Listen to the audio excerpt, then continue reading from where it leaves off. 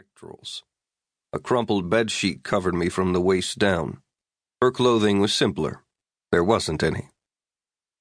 Disagreeable how? I asked. Despicable, really. In earlier times, she would have called him a dick brain. But Gina was a sponge that absorbed her surroundings, the good, the bad, and the pretentious. Lately, she'd been hanging out with the matrons of the Coral Gables Women's Club.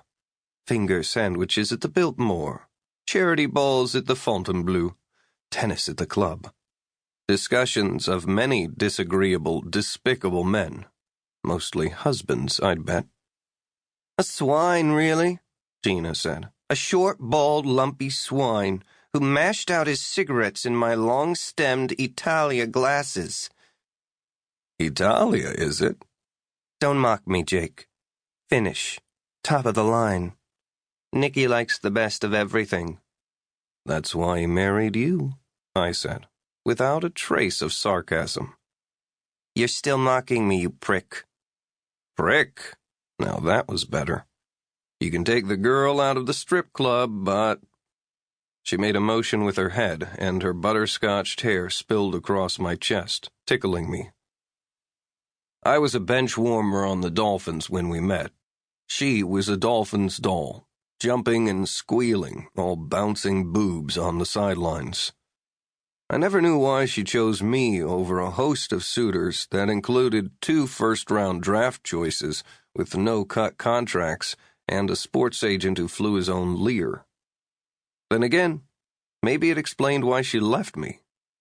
We were together 2 years, or about half my so-called football career, before she dumped me. Since then, she's had 3 or 4 husbands, depending if you counted a marriage performed by a ship's captain on the high seas. Now she was married to Nick Florio, a wealthy real estate developer who had only hired me because Gina had asked him to. I could picture Gina cocking her head, asking Nicky if it wouldn't be sweet to hire Jake Lassiter. You remember Jake, don't you, darling?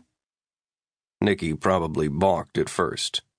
Your old boyfriend's just an ex-jock with a briefcase.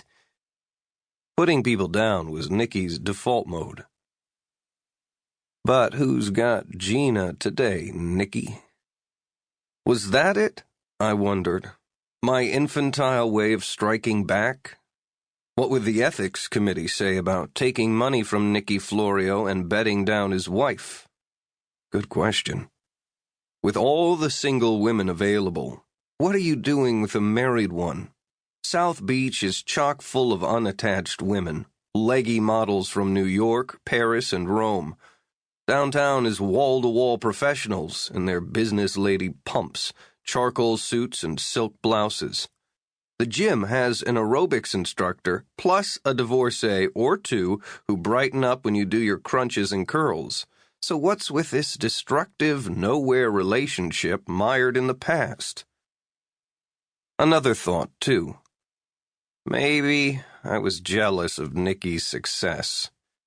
And maybe he was right about me. I don't look like a lawyer, and I don't act like a lawyer. I have a bent nose, and I tip the scales at a solid 236.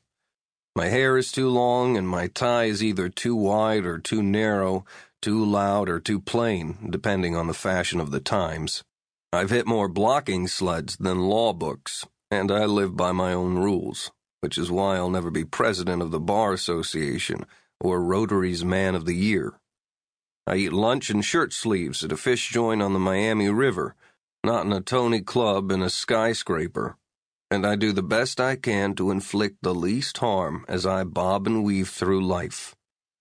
Which made me wonder just what the hell I was doing with Gina yet again. Jake? What are you thinking about? Gina asked. The day you punched me and left town with a rodeo cowboy named Tex, or Slim, or maybe Texas Slim. No way. The day I punched you, I went to Grand Cayman with the gold bullion salesman. Oh, jeez. She was right. We'd been living together in my apartment on Miami Beach. She stepped out of the shower, her hair smelling like a freshly mowed field.